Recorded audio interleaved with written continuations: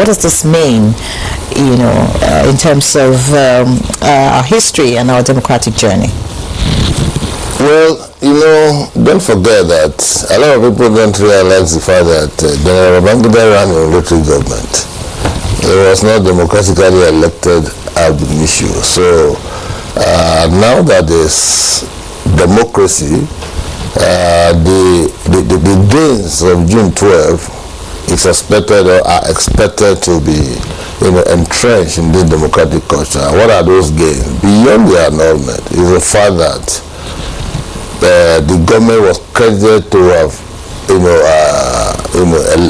conducted a free, fair and transparent election, which by history writers and all that was adjudged to be the best in the history of the country. And so for me, I want to take off from there that even though we are craving for electoral reforms, we are craving for so many other things, we are not seeing the impact in our present day, democratic experimentation, democratic processes and all of that. Elections are still being contested in courts. You finish election, you still go to court, you want to go and seek redress, you don't accept outcome of results and all of that. I think Nigeria and Nigerians should understand that election is more or less like a sport. You have to exhibit that spirit of sportsmanship, accept the outcome of results, and no matter how manipulated they are, and believe that gradually we'll continue to deepen the conversation around democratic experimentation.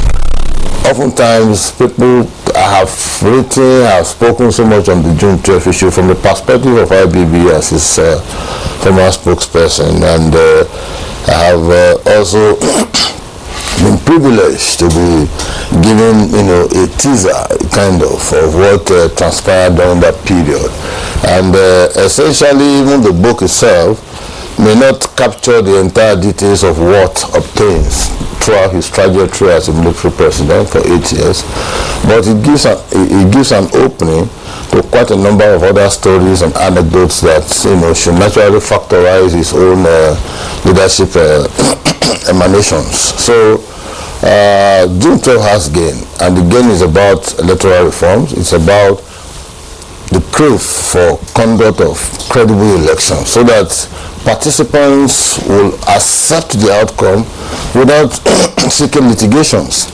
The last time Nigerian electoral litigations have been rising from 400 and something, it went to 700 and something, from there to 900 and something. Today we talk about 1,000 something after general elections. Different litigations at local level, central level, House of Rep level, and even presidential, such that when they are sworn in, they are still waiting for the outcome. And we have seen a lot of victories, legal victories, so to speak. You take a case to the tribunal, you wait for the outcome and all that. Like the one in Edo now, the September 21st election, now we are still in the tribunal, keeping people in abeyance of what will come up. The losers should be good losers, and they should also try as much as possible to accept the outcome of elections, no matter how imperfect they are being conducted and all that. Elections cannot be perfect, like a football game. You go into the field, you play. At the end of the day, you may commit a foul and there will be a goal from there. It will not depend on what the referee will tell you. These days, they have even introduced VAR, as the alternate referee and all of that. So, these are the kind of things we should inculcate in the minds of those who are ready to play the game, and not necessarily every time we are, carrying cutlasses and all have to all right. Sure that,